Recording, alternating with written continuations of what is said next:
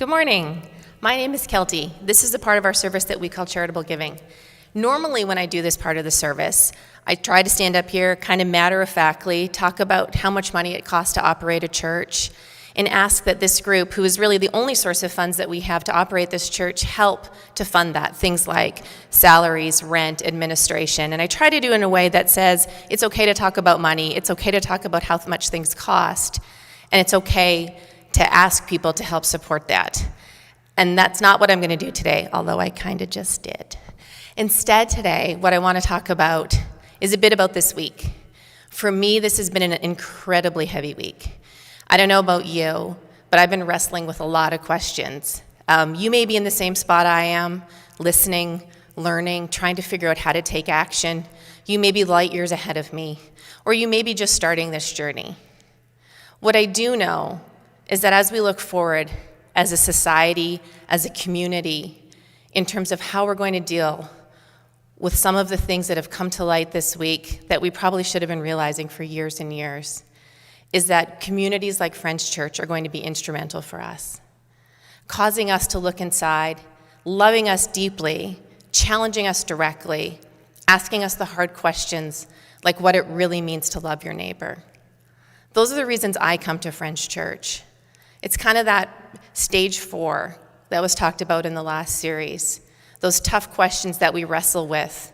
There are probably a never-ending list of those questions, and I will continue to wrestle with them for the rest of my life. But I would rather be doing that, surrounded by this community who loves and supports those kinds of things, than pretending like they don't exist.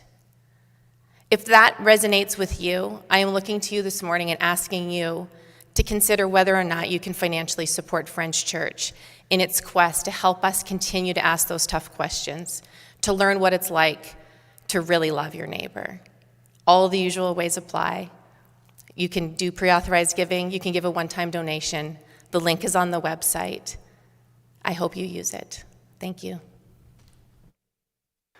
I'm about to do probably the most awkward transition into a message in the history of Friends Church. You know, sometimes we build messages and it's like we have a crystal ball to the world. And we know exactly what's going to come up, and then months beforehand we start prepping this thing, and when it lands, it's the perfect message at the perfect time in the perfect way. Today I'm hoping that you'll see with me that at some point this message will line up, but it's going to take us a bit to get there. You know, I really appreciate what Kelty had to say today, because there's a lot going on right now. I talk to different people and reach out to different friends, and I just feel the amount of emotion we're feeling. It doesn't help that we're just coming through a pandemic. That doesn't make anything easier, does it? And we're looking around the world and saying, what do we do? How do we respond to these moments in life? And as soon as Kelty said the line, I was like, Kelty, you got some wisdom there, lady. You know, if we were a stage 2 church where we told you what to do, I'd sit up here and tell you what to do. Okay, you're going to do this, then you're going to do this, you're going to send your money here, it's going to do that, we're going to do this, blah, blah, blah. That's it. You want to be Friends Church? That's what you do. But we let that go. For really good reasons, but today, it's one of those moments where I'm thinking, wouldn't it be nice to be back there again? But the reality is, we try and do this in a stage 3, stage 4 way.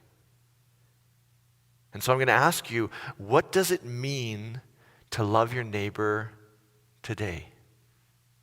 And that doesn't mean you're going to do it the same way I do it or the same way Kelty does it.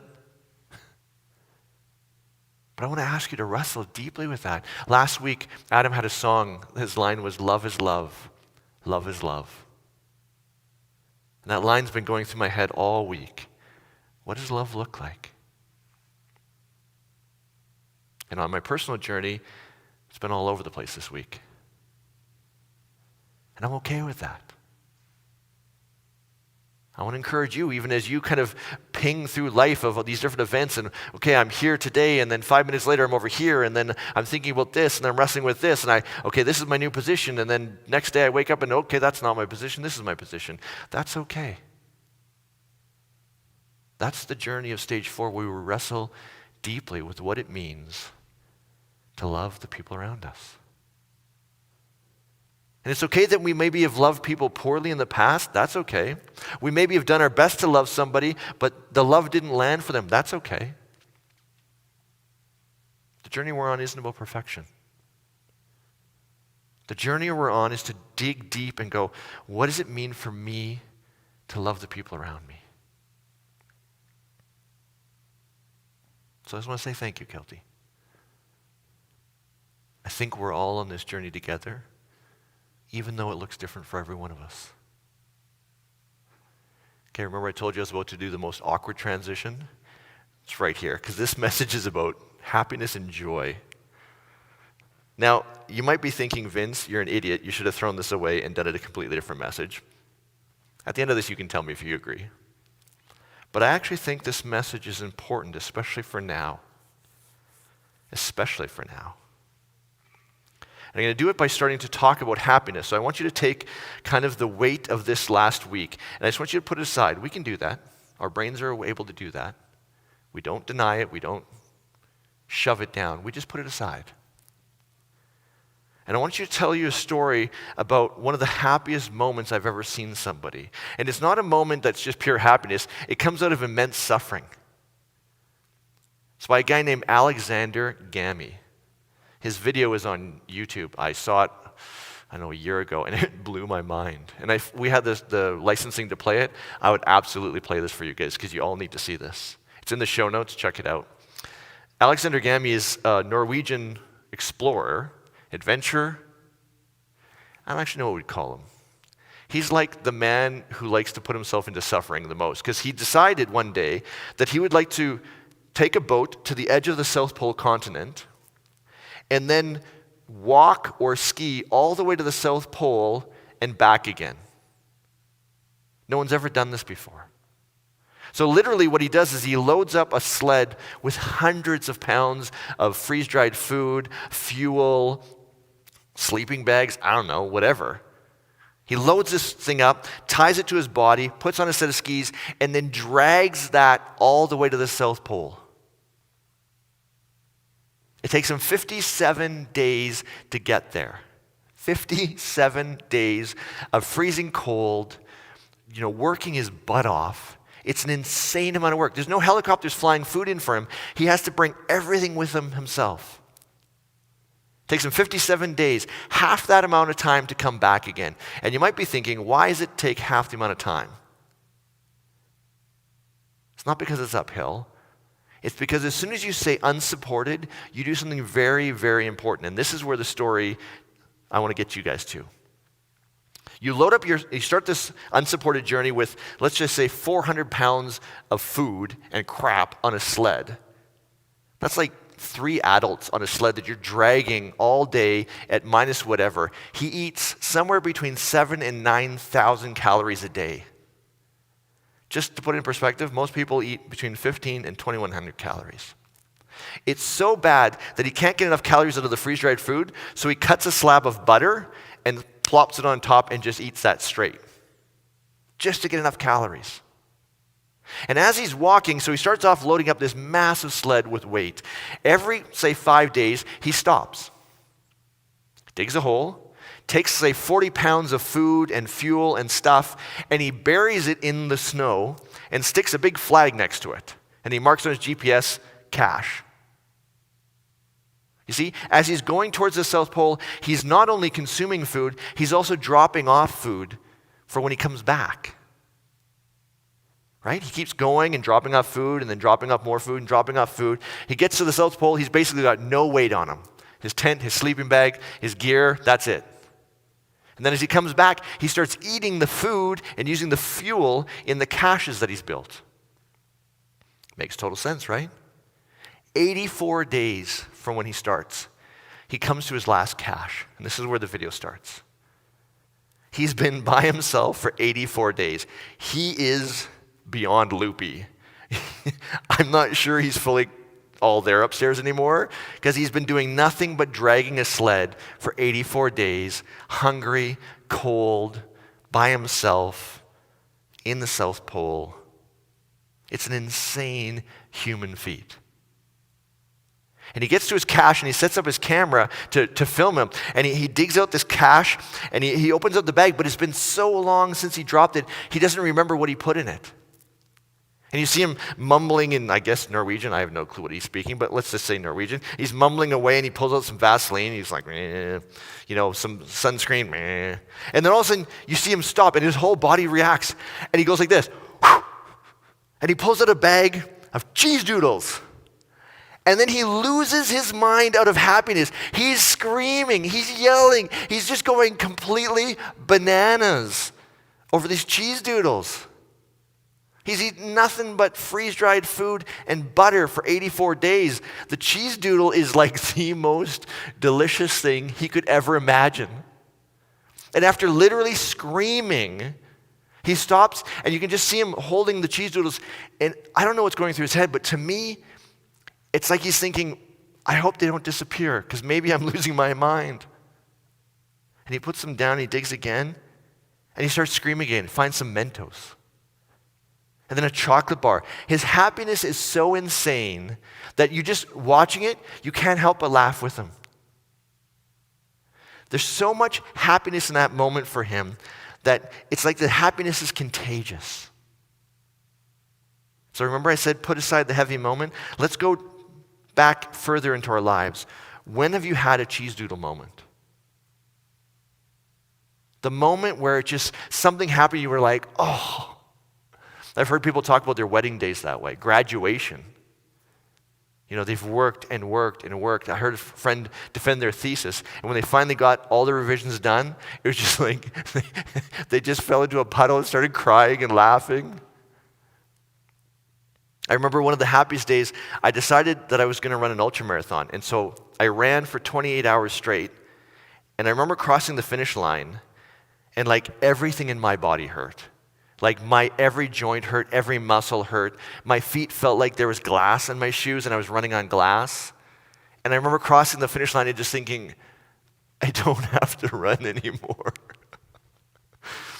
And there's this lovely lady, she had a little plate of watermelon, and she had this little like kind of triangle of watermelon. She was like, would you like some watermelon? And I was like, no, you cut that watermelon in half and I will take that whole frickin' slab. And I sat down and I snapped that thing in half. I had half in each hand and I just like one after the other all the way through that. It was just like, I don't have to run anymore and I can eat without wanting to puke. This is the best day ever.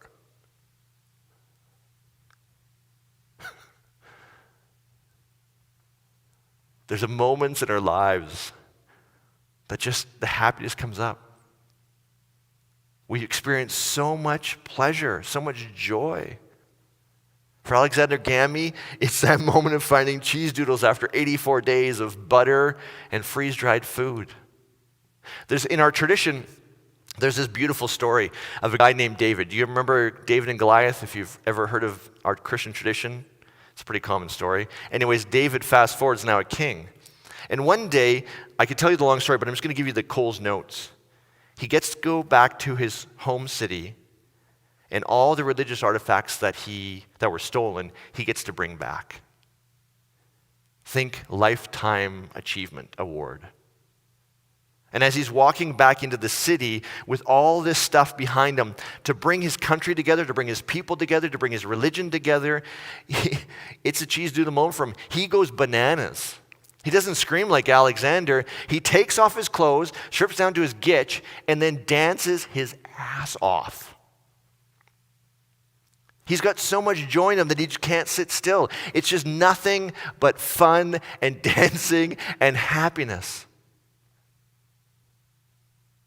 And if all of life were those moments, were Cheez Doodle moments, were graduation moments, were finishing a race moments, if that was every moment of our lives, happiness would be easy, right?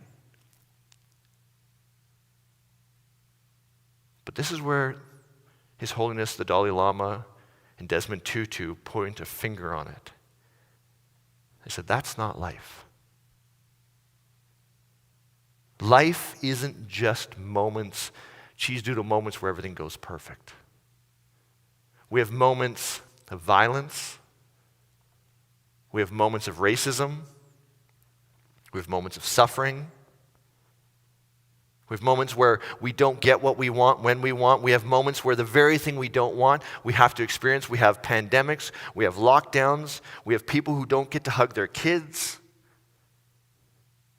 That's reality. That's our reality. King David's story isn't just that dancing from joy moment. I wish I had video back then. That would be awesome to see. You see, David's life was pretty tough. A couple years after the dancing moment, his favorite son, Absalom, who he loved, everyone loved, beautiful, charming, amazing boy, but he has a teenage rebellion, or maybe young person rebellion. It's not, I'm going to go stay out all night and blow curfew. No. Absalom tries to usurp King David. He starts a civil war, pitting his soldiers against King David's soldiers. And here's King David trying to figure out what the heck to do. People are dying all over the place because his son wants to take over the throne. And the only way to stop the son is to kill him. But how does a father kill his son? It finally comes down to a decisive battle. Absalom's troops are routed. They take off. Absalom realizes what's going on, jumps on a donkey, takes off, but he gets his hair caught in a tree. So he's hanging from a tree by his hair. The son of David, who he loves and he hates at the same time. And one of David's commanders sees Absalom hanging there, and knowing that King David could never kill his own son to end the civil war, could never do that, even though people are dying all over the place, does what the father can't do. He kills the son. And David shatters.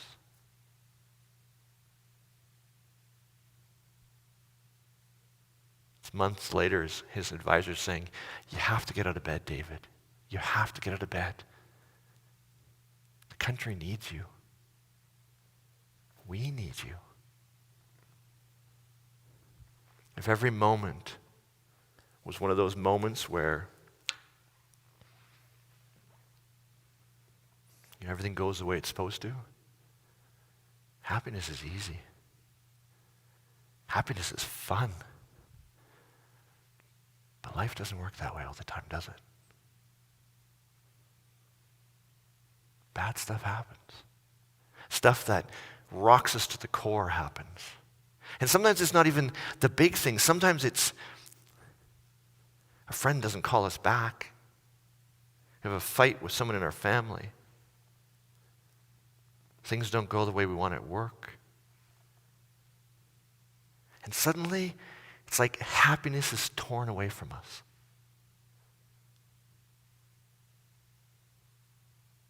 Because it's based on something else.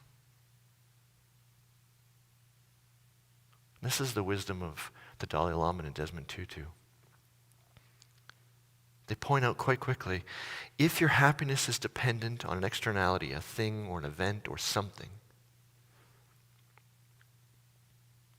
you have to have that thing in order to be happy.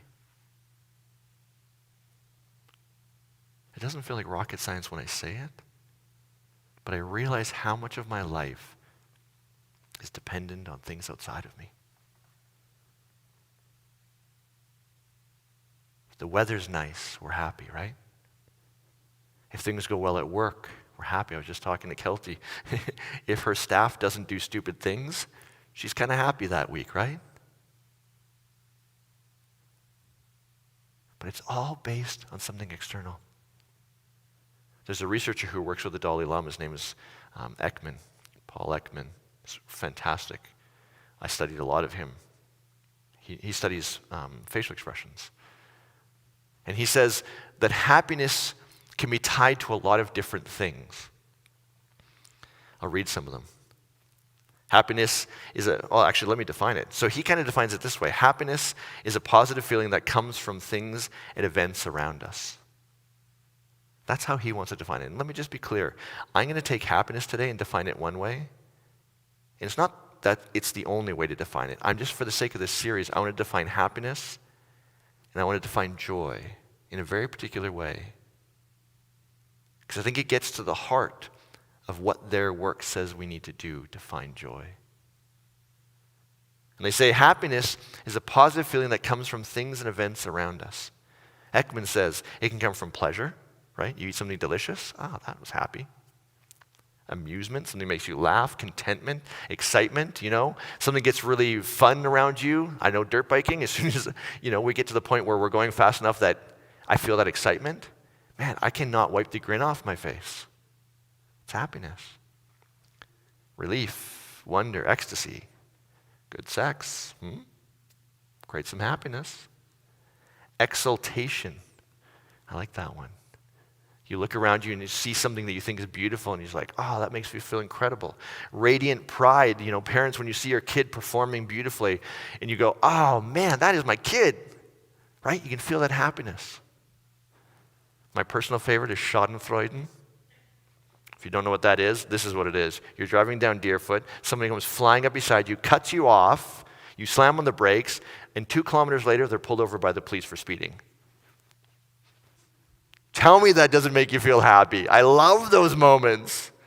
Love those moments, right? That moment, their pain creates your happiness. Elevation, gratitude. But here's the thing, and this is where Desmond Tutu and the Dalai Lama say, you got to be so careful, because all of those things are based on external events. Right?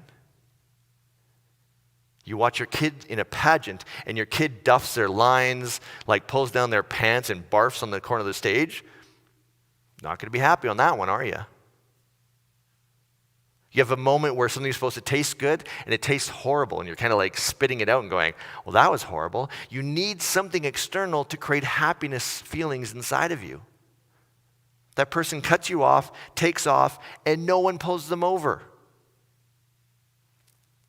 They say, if your happiness is tied to something outside of you, you will always be dependent on that thing outside of you. If it's a rainy day like today, you have no happiness. And right now, it feels like there's a lot of things that if our happiness is tied to those moments, there's not a lot of happiness right now. What is our happiness dependent on?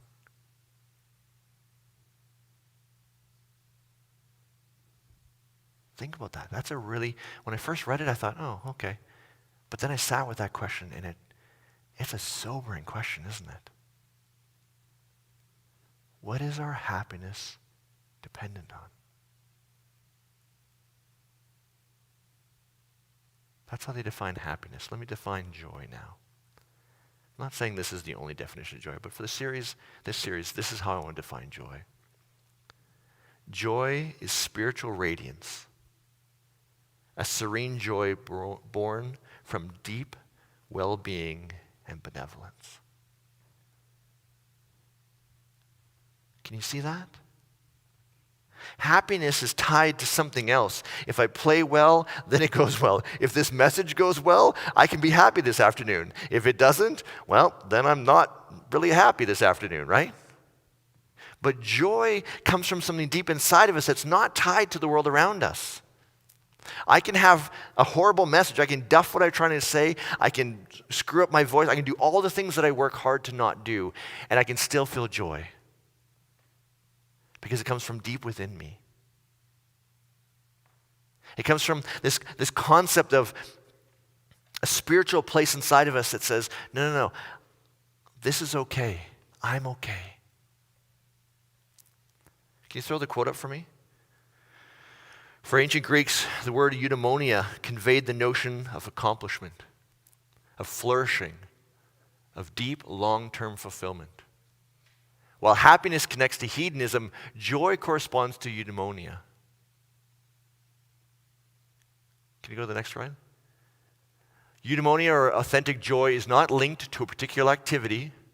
It's a state of being. A profound emotional balance struck by a subtle understanding of how the mind functions. Ordinary happiness is produced through contact with pleasant objects and ends when that contact is broken. While lasting joy will be experienced as long as we remain in harmony with our inner nature. Isn't that a beautiful description of joy? You know, your kids screaming when you're supposed to be homeschooling them. Happiness? Probably not. Joy? Oh, joy can still be there. Your boss calls you in and says, we don't have work for you right now. We're laying you off. Happiness? No. But there still can be joy in those moments. We can see our lives through a different lens, not what's tied to this external event that's going to make or break my happiness, but what's inside of me that says, I'm okay. This is okay. It's a quote. It's wonderful to discover that what we want is not actually happiness. Happiness is not actually what I'd speak of. I'd speak of joy. Joy subsumes happiness. Joy is the far greater thing. Think of a mother who's going to give birth. Almost all of us want to escape pain. And mothers know that they're going to have pain, the great pain of giving birth. But they accept it. And even after the most painful labor, once the baby is out, you can't measure the mother's joy. It's one of those incredible things that joy can come so quickly from suffering. That's the Dalai Lama. Isn't it beautiful to see that? We can have suffering, yes. We can see the world around us, yes, and have our hearts broken, yes. And that doesn't make us happy, totally. And yet, there's a moment of joy. There can be a moment of joy. Not at the moments, not the externalities, but from deep within our hearts, from a spiritual place inside of us. That says, what's the quote I had? Joy comes when you make peace with who you are, why you are, and how you are. Isn't that beautiful? The world can be going to hell in a handbasket, and yet we can have joy from inside of us. Not joy at the externalities, but joy from inside of us. And that's what the Dalai Lama and Desmond Tutu are calling us to. That's what they mean when they say a pathway to joy. To find that place inside of us that's separate from externalities. The Dalai Lama has been exiled from his country. He still can't travel freely. He's the spiritual leader of a people he can't even go see. Desmond Tutu, prostate cancer. First treatment helped, was in remission for a while, came back. Nothing is working right now. It's not looking good. And yet you hear these two guys be together, and their joy is insane. How do you do that? How do you find joy? And it's years and years of spiritual practice that finds that deep place inside of us. Not tied to the externals. So let me ask you, how much joy do we have? How much joy do you have? How much joy do I have? If I'm honest, when I first read this book, the first reading was kind of like this. Oh, that's nice. I'm a pretty happy person. I'm pretty joyful. And then I started to really wrestle through what they were getting at, and I realized, no, I'm a pretty happy person. I have focused my life around bringing events into my life that bring happiness. I've made choices, I've focused my values, I budget towards going out to the mountains on a regular basis, doing the things that I love, and if I do them enough, I'm incredibly happy. That's not joy. Because when it rains and I can't go out, I'm not happy. Now, I thought I'd figured out a way past that. You see, Aleksander Gamme and me both, and I think some of you do this, if you don't feel enough happiness, what you do is you put yourself into suffering. You go run, 5, 6, 7 hours. And let me tell you, when you sit into the car seat after a 7-hour run, you feel happiness. Because that car seat is the most comfortable thing you've ever sat in your life. But you see what I'm doing? I'm creating external events that bring me happiness. I put myself into pain so that even moments of little things can bring happiness, right? Anyone ever, gone backpacking, and after a day of backpacking, you take your backpack off and you're just like, oh, that feels amazing. That's happiness. What happens if you can never take that backpack off? What if that weight's not your backpack, but actually your weight? You see, at least I try and mind hack myself into finding happy moments by creating moments of more pain so that the regular moments feel better. But all I'm doing is I'm using externalities to create happiness. But where is the joy? Where is the joy in the midst of not being able to do anything? In the midst of pain, in the midst of wrestling with what we're dealing with as a society right now, in the midst of a pandemic, where is the joy there? You see, in some senses, happiness, when you can make it happen, is easy. Happiness when you can't make it happen, that one sucks. But joy is deeper than both of those. Joy is something profound from inside of us that we build over a lifetime. When I first started talking about this message, I sent out some emails. Aleksander came back with a list of songs. And that last one, I Rejoice, what a beautiful song, right? And we talked a little bit, and I said, hey, Aleksander, here's what I'm thinking. No, did you reach out to me, or did I reach out to you? I just heard the topic was joy, and I was like, here's some songs I have that have a bit of a joyful theme. And they were perfect, right, from joyful. But when we talked deeper about this idea of happiness versus joy, you said, hold on, Vince, time out on the song list. Let me sleep on it. And the next day you sent me this song, Good Stuff. Yeah. Why did you pick that song? I was going through my catalog of songs, and I was kind of shocked when I went and I looked back at certain parts of that song and realized how much they speak to joy. But when it starts, and they're going to see in a second because you're just going to play it, the verses go to a very particular place. Where does that come for you? It kind of lists things. I'm mostly happy when it's sunny. But then it gets gray and I die inside, or I'm happy when people are liking me and I did something successful. Right.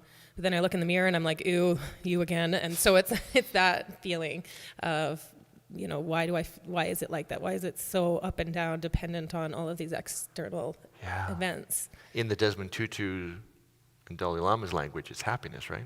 That's what you're playing with. Mm-hmm. When things are going good, I'm happy. When things are not going good, not happy. Mm-hmm.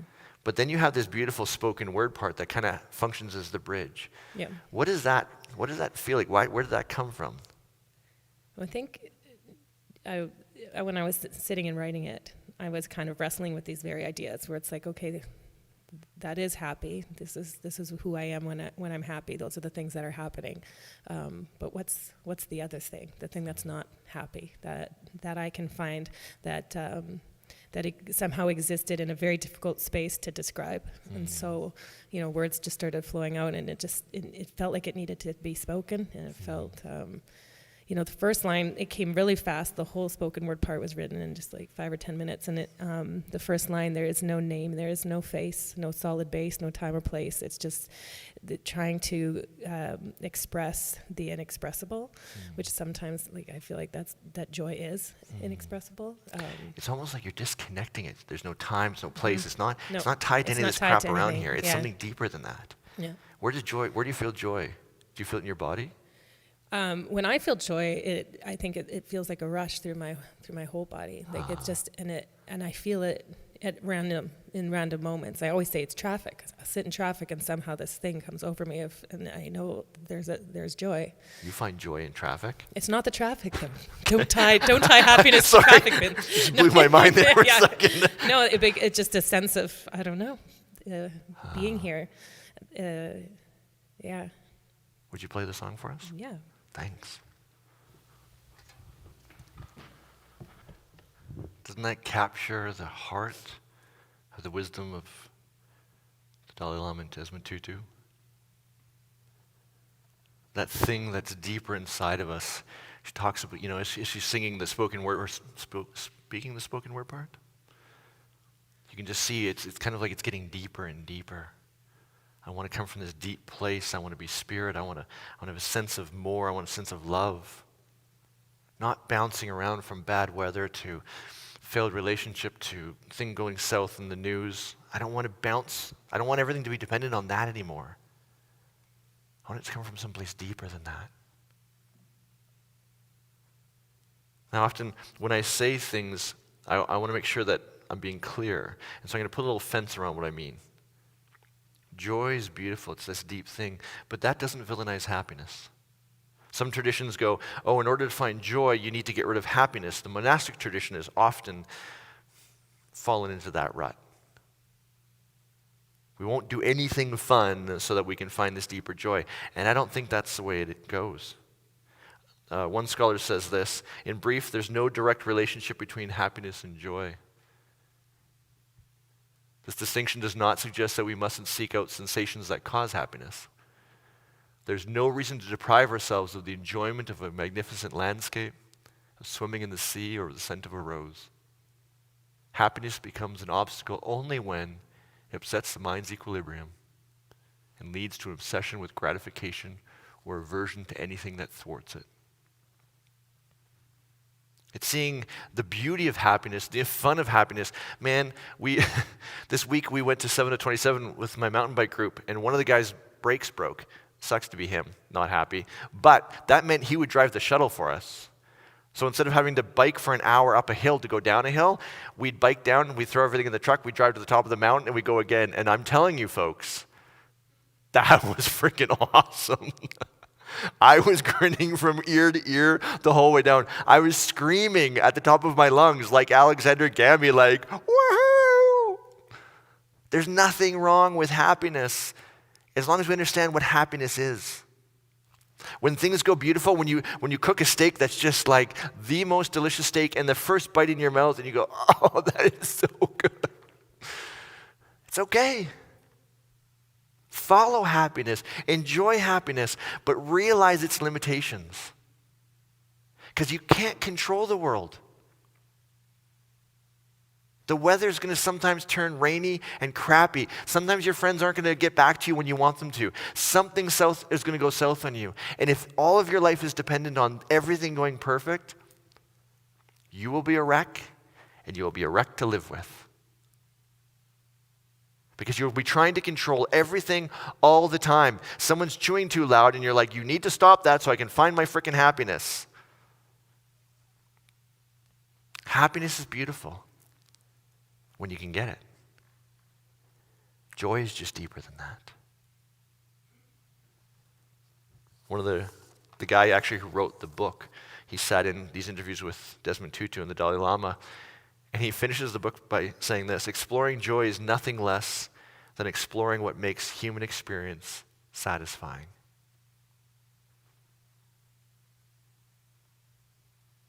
You know, folks, I don't know about you, but until they started to differentiate between happiness and joy, between positive feelings being tied to something external to me and something inside of me that just, it comes no matter what's going on outside of me. Until they started to show that distinction, I thought I was doing pretty good. But when they started to ask, where's the deeper joy? How much of that do you have in your life? That one started to ring my bell. So this isn't me standing up here going, I have the answers. I'm standing up in front of you saying, I do not have the answers. I'm crap at this. If you want happiness, I'm golden. We'll go mountain biking together. I'm telling you, it'll be gold. But joy, that deeper sense, man, I have some work to do. Not because something's wrong with my life, but because when stuff goes south, when I can't go to the mountains, when I can't do the things that bring happiness, what do I have? I don't want to be pacing around our condo just grumpy and angry and pissy. I want that joy. So where are you in this? How are you doing with that joy? That joy in the midst of this week that's been so painful and so hard for so many. In the midst of those last few months that have been just nonstop, people getting beaten up, losing jobs, losing dreams. Sometimes not even losing anything, but just wondering when they're going to lose it. And it's just like that thread is just tearing apart the happiness. Where's your joy been in the last few months? Or the last few years? How are you doing?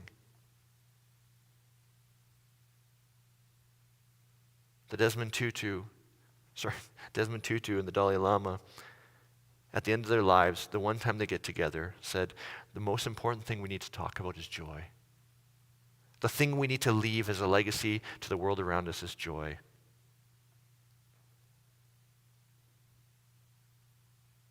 And think about it from a Friends Church standpoint. We look at how do we live in this world in a way that's loving? How do we make the world a better place? Think about when you don't have joy. When happiness is dependent on externalities and then something goes wrong. Anyone ever snapped at their kids because something went wrong at work? Or cranked at someone else in their family? Or yelled at someone in traffic? This week, I can always tell when I haven't done the work to get me to a healthy place. I'm mad about everything. I go to hit down on the remote control to turn down the volume and it doesn't go, and I'm swearing at the amplifier. Like the amplifier is deliberately trying not to turn down to piss me off. I am on the ragged edge. See what happens? That spills out of me into my partner, into the people around me, into the people I work with, the people I don't even know but I see on the street. Where is this joy, this happiness? How is it impacting the people around you? Are you making the world better the way it is now? Just imagine a life with more joy. I'll imagine my life with more joy. Imagine what would happen to the people around me. There's a lady, I won't say a whole lot because I didn't ask her permission, but she popped into my head. She has joy, like an insane amount of joy. I love messaging her because she just comes back, it just kind of lifts me up. Her joy inspires my joy. We can be that to the people around us, to the people we work with, the people we live with. We can literally make the world better through this work. Not only will our lives get better, but the world around us will get better. So I want to encourage you this week to think deeply, to wrestle deeply with what is my happiness dependent on? And where is my joy? I asked Alessandra, I said, hey, when you feel joy, what song comes up? And she's like, I got one for you. So I'm going to get to play and then we'll dismiss. My prayer for us is that we will find joy, and that joy will spill out of us to the people around us. If you are like me and this first message is kind of one of those ones that says, actually, yes, I'm living in happiness, not joy. I'm living in a world that's dependent on other things to make me happy, but I don't have that deep joy. If that's you, you're probably like me going, okay, Clausen, how do I solve this? How do I find joy? Well, next week we're going to start that journey. We're going to start looking at the things that are incompatible with joy. The Dalai Lama says suffering is not incompatible with joy. That works together. But there are some core things inside of us that robs us of joy. I invite you all to come out next week and share it. If you're at home, please give a big round of applause for the band. Thank you guys. Fantastic. Have a great week. We'll see you guys next week.